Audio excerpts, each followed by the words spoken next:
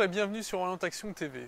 Aujourd'hui je me trouve au jardin japonais dans le parc du Golden Gate Bridge à San Francisco et je voulais partager avec vous une réflexion sur la pensée orientale et les différences qui existent entre la pensée orientale et la pensée occidentale.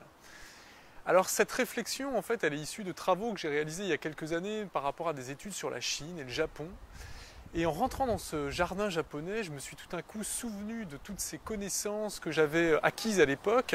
Et je voulais les partager avec vous parce que quand on parle de réussite, quand on parle d'épanouissement personnel, eh bien, on a toujours intérêt à enrichir sa pensée d'autres façons de voir, d'autres façons d'aborder, que cela soit des problèmes, des difficultés ou bien même des succès, de façon à pouvoir, à partir d'autres façons de penser, eh bien, optimiser, mieux réussir, mieux se sentir, être bien. Et c'est ça l'objectif que je me suis assigné, et c'est ça l'objectif de cette vidéo aujourd'hui.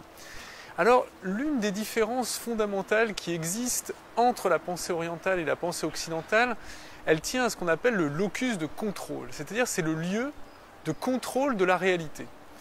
Pour les Occidentaux, le lieu de contrôle de la réalité, il est dans l'individu. C'est-à-dire que c'est moi qui contrôle les événements, c'est moi qui contrôle ma vie, c'est moi qui contrôle ce qui m'arrive et qui en suis responsable.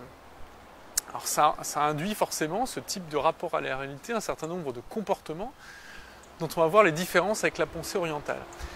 Dans la pensée orientale, au contraire, le point de contrôle de l'individu, ce qui contrôle la vie, les événements, eh bien, se situe dans les événements eux-mêmes, se situe dans les circonstances, et non plus dans l'individu.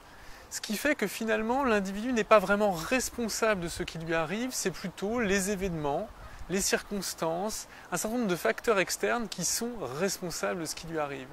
Alors c'est extrêmement intéressant cette façon de penser, au moins à 3 points de vue. Le premier point de vue, c'est que si je ne suis pas totalement responsable de ce qui m'arrive, je vais avoir un autre rapport au succès et à l'échec. Tout d'abord, le rapport à l'échec va être adouci, puisque quand j'éprouve un échec, je vais tout de suite voir dans les circonstances les causes de mon échec, les causes de mon malheur.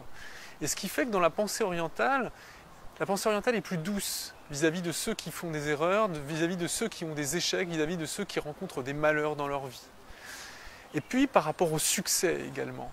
Puisque quand j'ai un succès, si je considère que je ne suis pas totalement responsable dans ce succès, c'est que ce sont aussi les circonstances qui m'ont amené à réussir, eh bien je vais être plus humble vis-à-vis de ce succès. Et la pensée orientale, elle amène à beaucoup plus d'humilité par rapport au succès et à la gloire, et elle amène à être beaucoup moins orgueilleux. Et ça va nous aider à réussir parce que dans un certain nombre de cas, ceux qui réussissent ont oublié le poids des circonstances qui les ont aidés à réussir. Et cet oubli peut les conduire à de grandes difficultés si ces circonstances venaient à changer. Alors cette différence de locus de contrôle entre la pensée orientale et la pensée occidentale, elle va amener également à une autre façon de réagir aux événements. C'est-à-dire que pour réussir, les Occidentaux, eh bien, ils vont tout mettre en œuvre, leur intelligence, leur talent, leur réseau, enfin tout ce qu'ils possèdent en eux-mêmes pour réussir, ils vont mobiliser toutes leurs ressources pour réussir. Alors que les Orientaux, ils vont procéder d'une autre façon. Ils vont d'abord chercher les circonstances favorables. Ils vont chercher dans leur environnement ce qui pourrait les porter plus rapidement. Pour prendre une image que j'aime bien, la différence entre la pensée occidentale et la pensée orientale, c'est la même qui existe entre un bateau à moteur et un bateau à voile. Celui qui conduit un bateau à moteur, c'est l'occidental.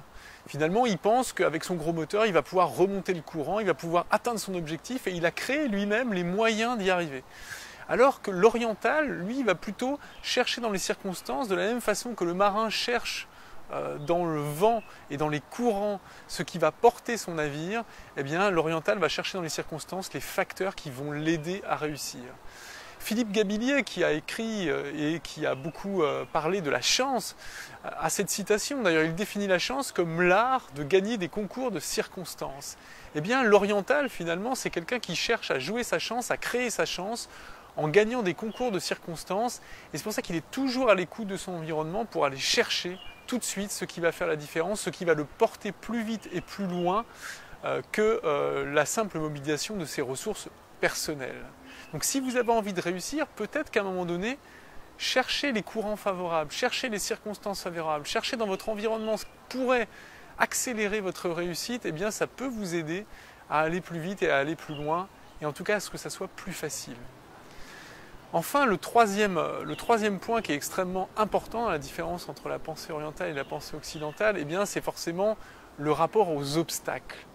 C'est-à-dire qu'un occidental qui se retrouve face à un obstacle, eh bien, il va se confronter, il va rentrer en confrontation avec cet obstacle et en mobilisant son énergie pour essayer de le surmonter, pour essayer de le dompter, de la même manière d'ailleurs qu'on peut dompter un lion ou qu'on peut gravir une montagne. Voilà, il va prendre son énergie, mobiliser ses ressources et puis il va essayer de s'attaquer à l'obstacle de front pour essayer d'en venir à bout. Eh bien, l'oriental, il va avoir une autre approche de l'obstacle. Pour lui, l'obstacle, il ne va pas chercher à se confronter, car pour lui, l'obstacle, il est là, il existe, et ça serait dépenser une énergie inutile que d'essayer de contrôler ce qui existe. Et donc, l'oriental va plutôt chercher à contourner l'obstacle. Il va plutôt chercher, voilà, à le contourner, à trouver d'autres solutions ailleurs, des solutions alternatives pour tout de suite échapper à une dépense d'énergie qui serait considérable, fatigante, éreintante pour pouvoir réussir. Et dans nos vies, il y a plein de moments où on est comme ça, aux prises avec un obstacle, une difficulté, et on cherche absolument à la surmonter, comme ça, de front, en se disant « je suis plus fort qu'elle, je vais y arriver, je vais arriver à la dompter, je vais réussir à surmonter cet obstacle », au lieu de plutôt de chercher des solutions alternatives, des solutions, des options complémentaires qui peuvent tout d'un coup nous faire sortir de la boîte et tout d'un coup nous faire voir d'autres options qui nous permettront tout aussi bien d'atteindre notre objectif et qui nous éviteront comme ça de rentrer dans un conflit stérile avec le réel, parce que le réel gagne toujours face à l'individu. Et donc vraiment, si vous pouvez vous sensibiliser à cette approche, eh bien ça pourra vous aider à gagner du temps et de l'énergie dans un certain nombre de situations. Voilà, écoutez ce que je voulais partager avec vous dans ce moment particulier au jardin japonais, au sein du Golden Gate Bridge à San Francisco.